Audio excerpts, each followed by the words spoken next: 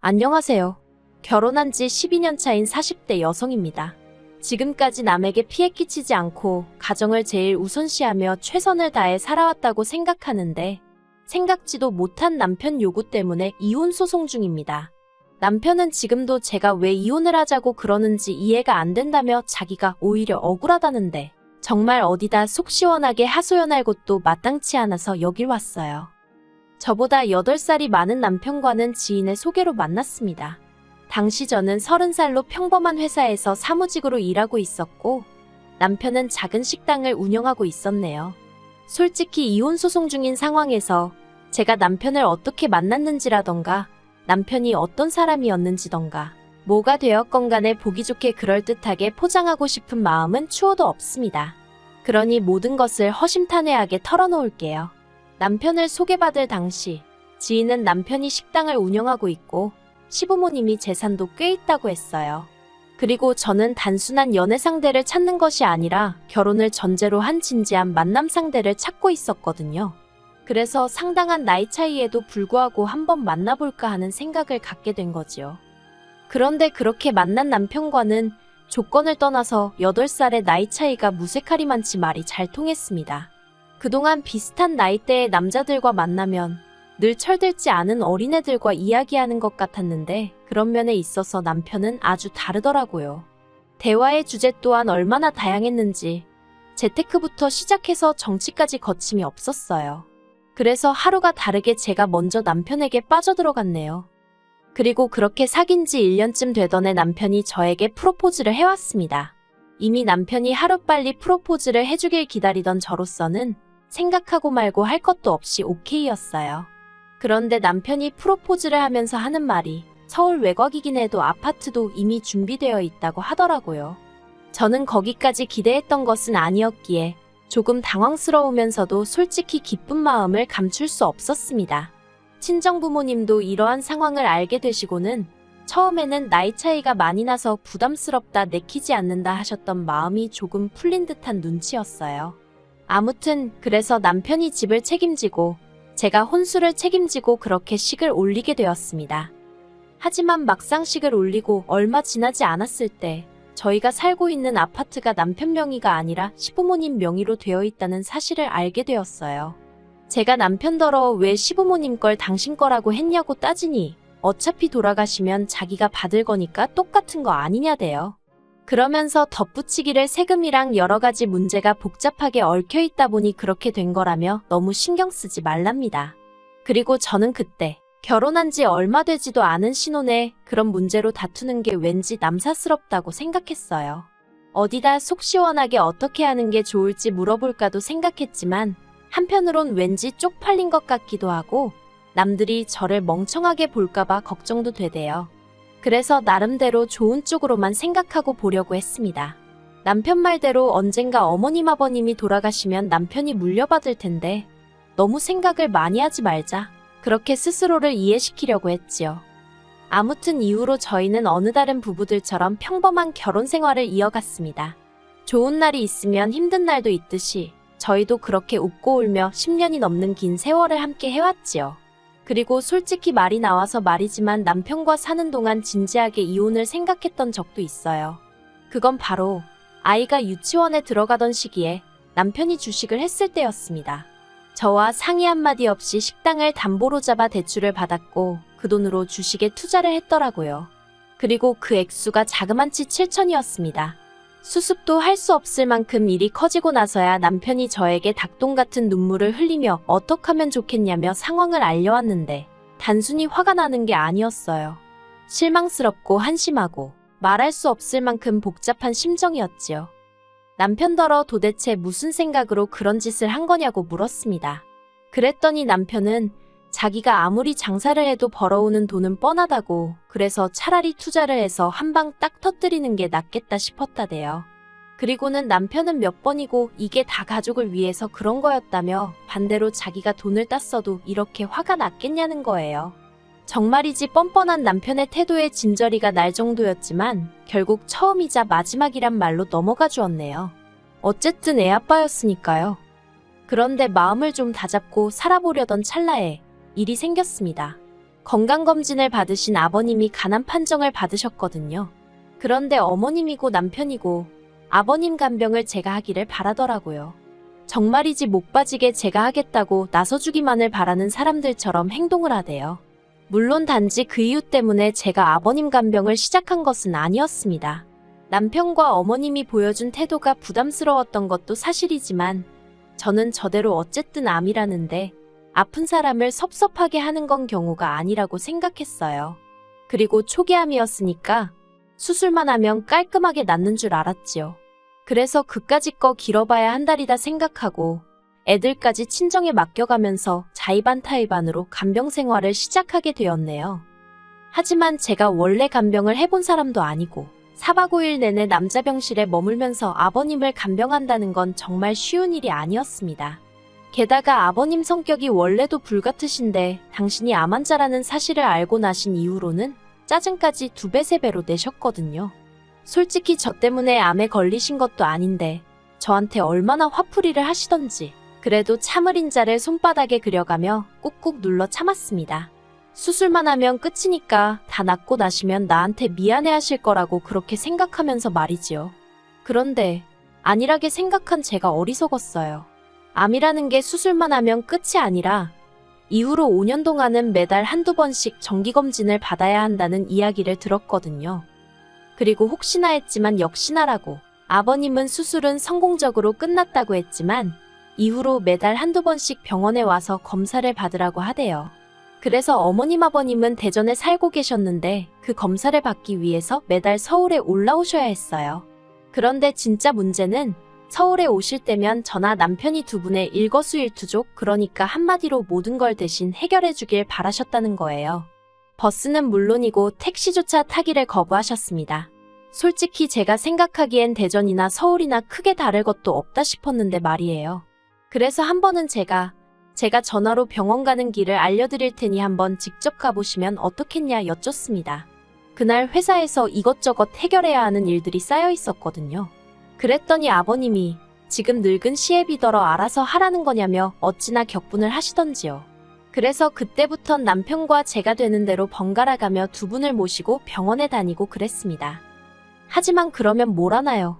서울병원 그렇게 서울에 있는 병원을 맹신하며 열심히 다니시던 아버님은 결국 뼈에 암세포가 전이되어 돌아가셨습니다. 아버님이 담당 교수에게 몇 번이나 옆구리가 아프다고 말씀을 하셨는데 그럴 때마다 담당 교수가 그럴 수 있다며 별거 아니라는 듯 넘겼거든요. 보다 못한 제가 혹시 디스크일지도 모르니 MRI라도 한번 찍어보자며 동네 병원으로 모셨다가 거기서 전이 사실을 알게 되었네요. 그리고 그 사실을 알았을 땐 어떻게 손 써볼 방법이 전혀 없는 상황이었습니다. 그래서 결국 아버님은 투병 생활 3년 만에 세상을 떠나셨어요. 그런데 아버님이 돌아가시고 나니까 남편이 생각지도 못한 소리를 꺼냈습니다. 장례를 치르고 한 달쯤 지났을 때였어요. 남편이 저에게 할 말이 있다면서 분위기를 잡더라고요. 아버님이 남기신 유산과 본가를 정리하고 저희가 살고 있는 아파트도 팔아서 이사를 가자대요. 40평대 아파트를 구해서 어머님을 모시고 같이 살자고요.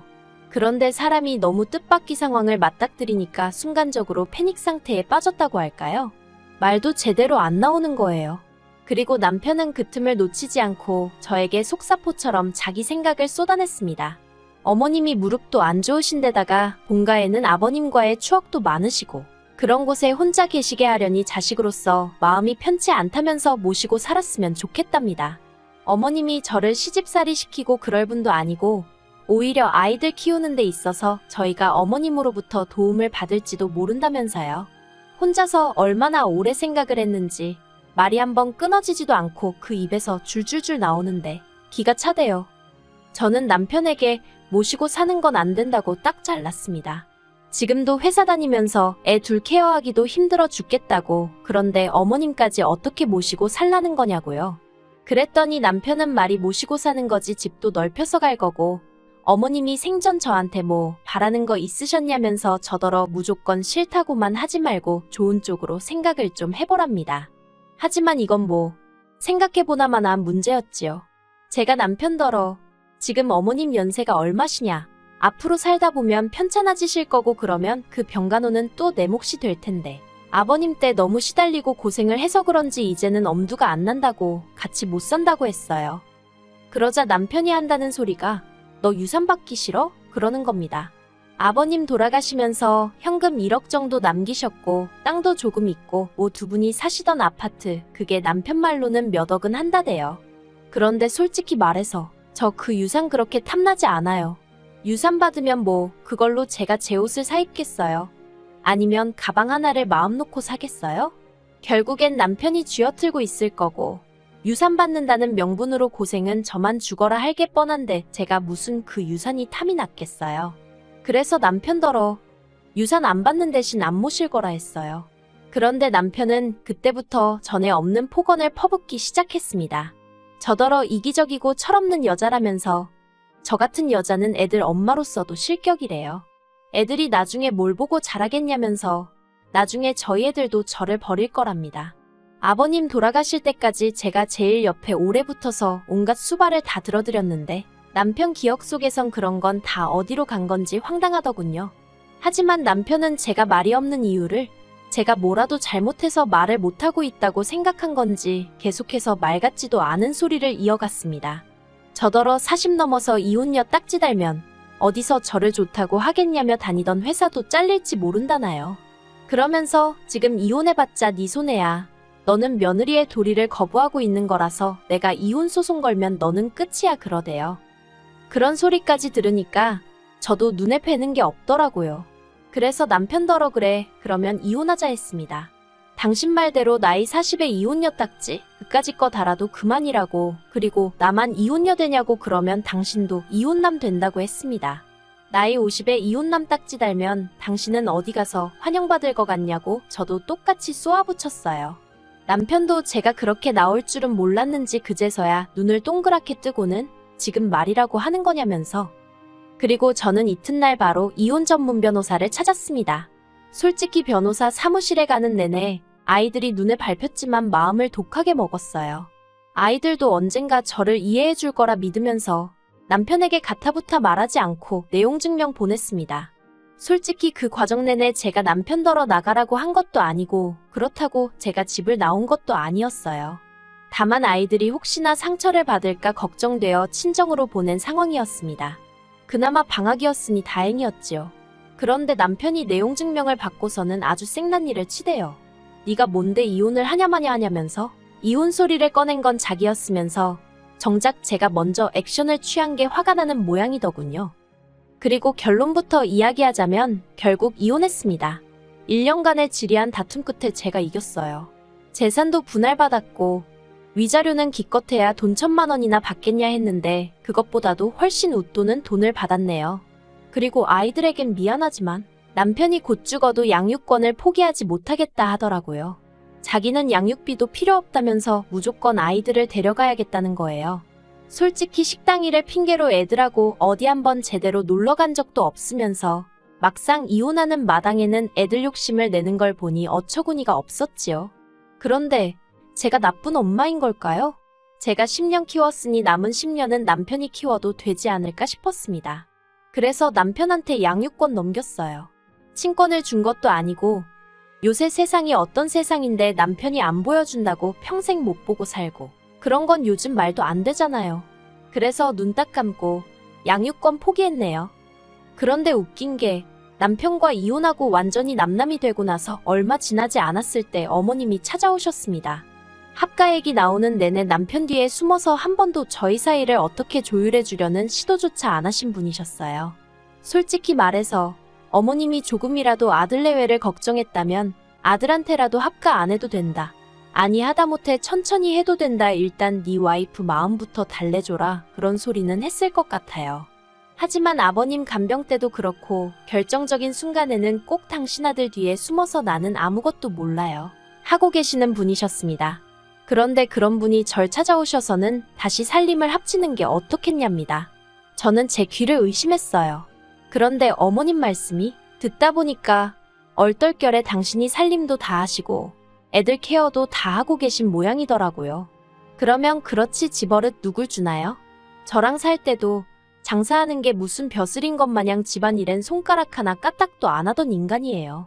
그런데 어머님하고 산다고 뭐 얼마나 달라지겠어요? 어머님이야 매일 제가 치워둔 깨끗한 집에서 제가 차려드리는 음식이나 드시고 하셨으니 합가를 하면 얼마나 좋을 줄 아셨나 본데. 아무튼 어머님은 계속해서 아가아가라고 저를 부르시며 애들도 저를 찾는다고 자꾸 애들 이야기를 하시면서 제 마음을 돌리려고 하셨습니다. 하지만 저는 그런 어머님의 말씀을 단칼에 잘랐어요. 이혼하면서 재산 분할도 제대로 받았고 그래서 그 돈으로 저 혼자 살 수 있는 작은 아파트 하나 샀다. 위자료로 중고차도 한 대 샀다. 그리고 요새는 전에는 살림하느라 시간이 없어서 못했던 운동도 한다. 정말 사람 사는 것처럼 살고 있는데 너무 즐겁다고요. 그러니 이런 불쾌한 이유로 다시 연락하시거나 찾아오지 마시라 했습니다. 아이들은 잘 부탁드린다고 했네요. 그러자 어머님이 저더러 독한 X라며 너도 네 자식한테 똑같은 꼴을 당해보랍니다. 아니, 어머님은 왜 당신 아들 때문에 고생하시면서 저한테 화풀이신 건지. 그냥 불쌍하다 생각하고 내내 건성으로 대답하고 먼저 등 보이고 나왔어요. 속이 후련합니다. 아이들한테 미안한 건 미안한 거지만 제 인생도 소중하니까요. 만약에 애들 아빠가 정말 애들 못 키우겠다 하면 그때는 친권까지 싹 가져올 생각은 있어요. 그저 저에게 남은 소원이 있다면 언젠가 애들이 이런 제 마음을, 제 사정을 이해해줬으면 할 뿐입니다.